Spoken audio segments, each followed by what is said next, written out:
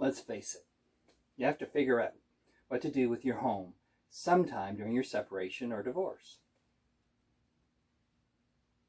What options or choices do you have in dealing with your home in a separation or divorce? Hi, my name is Thomas O'Malley. I'm an experienced family lawyer in Durham region and the GTA. Usually, the most valuable asset in a marriage is the matrimonial home. What is the definition of a matrimonial home?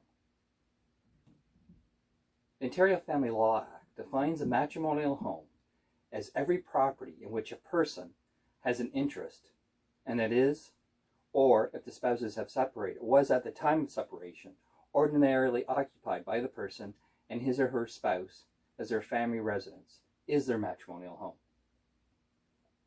An interest in the matrimonial home does not necessarily mean that a spouse has to own the property. For example, if spouses are renting an apartment in which they live, then the apartment is a matrimonial home for family law purposes. You must normally live on the property throughout the year. If spouses spend most of their weekends at a cottage during certain periods during the year, the cottage will qualify as a matrimonial home. Therefore, you can have more than one matrimonial home at the time of separation. What are the consequences of a property being designated as a matrimonial home? Generally, the property cannot be disposed of or encumbered in any manner without the consent of both spouses. In other words, both spouses have to consent to the sale of the matrimonial home.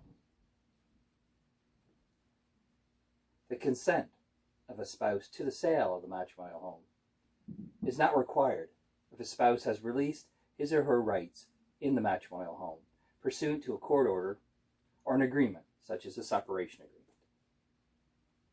As a spouse, you can designate a property owned by one or both of them as a matrimonial home. Both spouses have an equal right to possession of a matrimonial home. As a practical matter, there are generally only two approaches that you can take to the matrimonial home. First, the matrimonial home is sold. You and your spouse can agree to sell the house in a separation agreement or in a court settlement. When spouses agree to sell the house, you usually agree on how to divide the proceeds. 2. One spouse agrees to buy out the other spouse's interest in the matrimonial home. The key factor to consider in buying out your spouse's interest in the matrimonial home is whether you can refinance the mortgage. Your spouse will only agree to permit you to buy his or her interest in the matrimonial home if you can discharge or eliminate his or her obligation to pay under the existing mortgage. As well, you and your spouse must agree on a reasonable price for the matrimonial home. In most cases, the husband and wife can agree. You should discuss this important issue with your family lawyer. If you have any questions about your separation, divorce, or family law case, and you'd like our help, there's a few ways to contact our office. You can leave a message on my Facebook Law Office page, that's O'Malley Family Law. Visit my website at www.canadiandivorcelegalaladvice.com or call me directly at 905-434-8837. We would be happy to speak to you. Oh, by the way, did you know you can protect your family law rights and get essential information on settling your family law issues with your former spouse with the daily, indispensable family law advice and tips on my free Facebook group?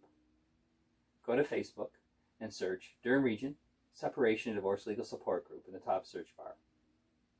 You'll find the group and join. Thanks for watching this video. I wish everyone well, and I'll talk to you soon. Take care.